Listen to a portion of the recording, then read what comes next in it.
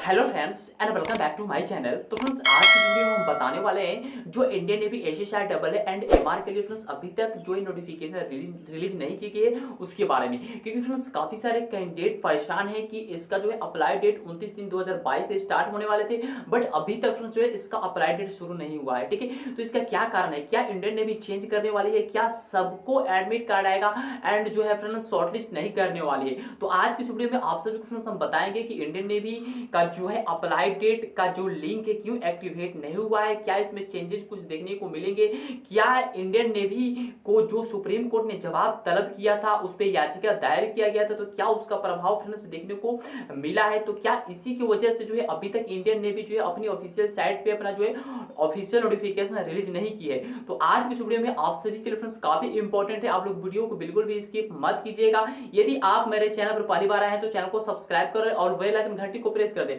ताकि कोई भी लेटेस्ट अपडेट निकल कर आता है तो सबसे पहले आप सभी को जो है इंफॉर्मेशन दे सके। हाँ तो फ्रेंड्स आप सभी को हम बता दें कि आप सभी को पता होगा कि 2019 से इंडियन नेवी जो है फ्रेंड्स शॉर्टलिस्ट करके कैंडिडेट को बुला रही है। ओके, और उसका मानना है नोटिफिकेशन में साफ साफ मेंशन कर देती है कि कोविड-19 की वजह से जो है 10,000 हम कैंडिडेट को बुला रहे हैं। ठीक है, क्योंकि कोविड-19 का जो प्रकोप था फ्रेंड्स 2020 से फ्रेंड्स इसी की वजह से काफी सारे डिफेंस में जो है चेंजेस एंड बदलाव देखने को मिले हैं। ठीक है, इसी को वजह मानकर इंडियन नेवी जो है 2 से 3 साल तक जो है जो भी वैकेंसी उसका है 10,000 से ज्यादा कैंडिडेट को जो है कॉल दी ही नहीं है। ठीक है, शॉर्टलिस्ट करके बुला रहे थे, जिस जो कैंडिडेट का 80+ जो था परसेंटेज था उन्हीं कैंडिडेट को यहाँ पे कॉल देती थी इंडियन नेवी।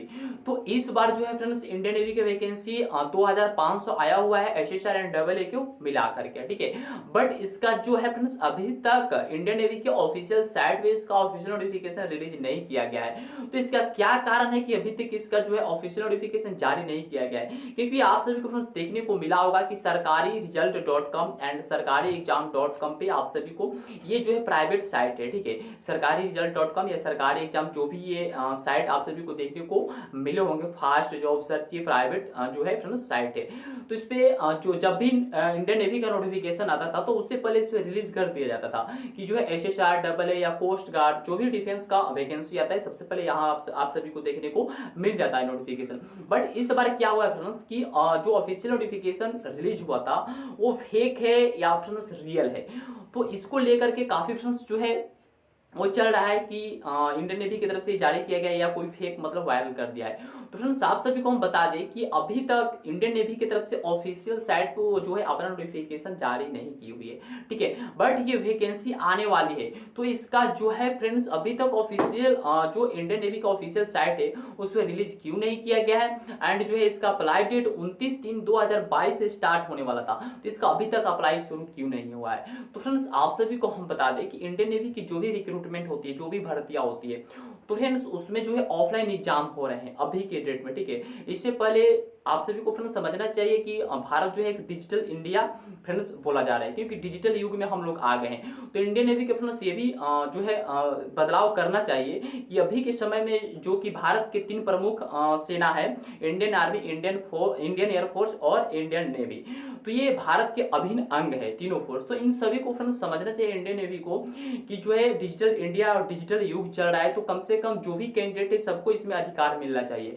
ठीक है, क्योंकि डिजिटल युग में जो है ऑनलाइन माध्यम से जो एग्जाम जैसे इंडियन कोस्ट गार्ड ले रही है, इंडियन एयरफोर्स ले रही है, वैसे ही सभी स्टूडेंट को जो है समान फ्रेंड्स जो है अधिकार मिलना चाहिए, बट ये अधिकार को अवहेलना कर रही है। ठीक है, तो इसी को लेकर के फ्रेंड्स जो है सुप्रीम कोर्ट में याचिका दायर हुआ था इंडियन नेवी को लेकर के कि सभी कैंडिडेट को जो है अधिकार मिलना चाहिए। ये नहीं कि फ्रेंड्स अधिकार से वंचित रह जाए। जो कैंडिडेट सेकंड डिवीजन है, थर्ड डिवीजन है, उनका भी अधिकार है इंडियन नेवी का हिस्सा बनने का, बट वो अधिकार से अपना वंचित रह जा रहे हैं, क्योंकि इंडियन नेवी क्या किया है कि शॉर्टलिस्ट फ्रेंड्स जो है करना शुरू कर दिए। तो काफी सारे कैंडिडेट जो है इस एग्जाम से वंचित हो जा रहे हैं, इस रिक्रूटमेंट से, इस भर्ती से वंचित हो जा रहे हैं। तो इसी को लेकर के फ्रेंड्स सुप्रीम कोर्ट में जो है याचिका दायर किया गया था, तो उस पे फ्रेंड्स जवाब तलब किया गया था इंडियन नेवी से कि जवाब दो। ठीक है, तो पहले तो था कि कोविड-19 का प्रकोप था तो जवाब देकर निकल जा रहा था कि पब्लिक पैलेस में काफी भीड़ होने के कारण कोविड-19 बढ़ने की वजह से जो है 10,000 कैंडिडेट को ही शॉर्टलिस्ट करके जो है कॉल दे रही है। बट इस बार क्या हुआ है, कोविड-19 तो खत्म हो गया है, तो अब इंडियन नेवी के पास कोई जवाब नहीं है, क्योंकि कोविड-19 खत्म हो गया तो अब उनके पास क्या जवाब रह गया। इसी की वजह से फ्रेंड्स जो है अभी तक इसका अप्लाई यही है कि इंडियन नेवी के पास अब यहाँ पे कोई जवाब नहीं बच गया है, क्योंकि कोविड-19 का जो है प्रकोप कम हो गया है। ठीक है, अब उसके पास कोई भी जवाब नहीं है कि नोटिफिकेशन में क्या मेंशन करें, कि कोविड-19 की वजह बताएं या किसका वजह बताएं। तो यहाँ पे कोविड-19 का जो है फ्रेंड्स प्रकोप कम हो गया है, अब उनके पास कोई फ्रेंड्स ऐसा जो है जवाब नहीं है।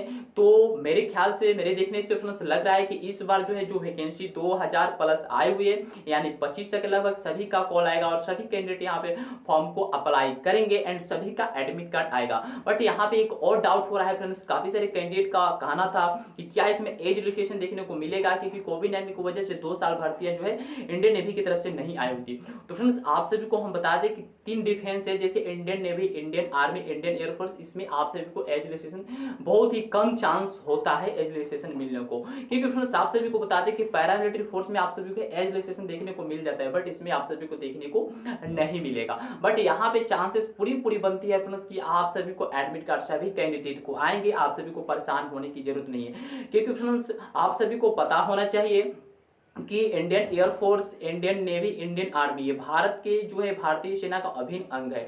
ठीक है, तो इनको डिजिटल युग जैसे भारत को कहा गया है। ठीक है, तो उसे डिजिटल युग के हिसाब से इनको भी सभी कैंडिडेट को जो है फ्रेंड्स अधिकार मिलना चाहिए। ऑनलाइन एग्जामिनेशन हो रहे हैं, ठीक है, तो ऑनलाइन एग्जामिनेशन में कोविड-19 का जो गाइडलाइंस है उसका पालन करके सभी कैंडिडेट तो एग्जाम दे ही रहे हैं। ठीक है, तो इसका वजह मान करके ऐसे कैंडिडेट के साथ धोखा नहीं करना चाहिए, बट इंडियन नेवी जो है कर रही है। ठीक है, इंडियन कोस्ट गार्ड भी तो फ्रेंड्स जो है एग्जाम ले रही है, कोविड-19 की जो भी गाइडलाइंस अपना तैयार करती है उसी गाइडलाइंस के हिसाब से कैंडिडेट अपना एग्जाम देंगे। बट यहाँ पे एक इंडियन नेवी का और सवाल है फ्रेंड्स कि उनका जो है पेपर लीक हो जा रहा है। ठीक है, ऑनलाइन एग्जामिनेशन में लीक हो जा रहे हैं, तो ये किसका कमी है तो इंडियन नेवी का ही। वो अपना जो है फ्रेंड्स शिकंजा कैसे जो भी उनका गाइडलाइंस है वो अपना गाइडलाइंस के थ्रू अपना एग्जाम ले। ठीक है, क्योंकि डिजिटल युग हो गए हैं, काफी सारे जो भी डिफेंस है, जो भी भर्ती आ रही है, सब तो ऑनलाइन ही एग्जाम ले रही है, बट उसका क्यों लीक हो रहा है। तो ऐसे करके फ्रेंड्स उनको समझना चाहिए और सभी कैंडिडेट को समान रूप में जो है अधिकार देना चाहिए, समानता का अधिकार फ्रेंड्स मिलना ही चाहिए।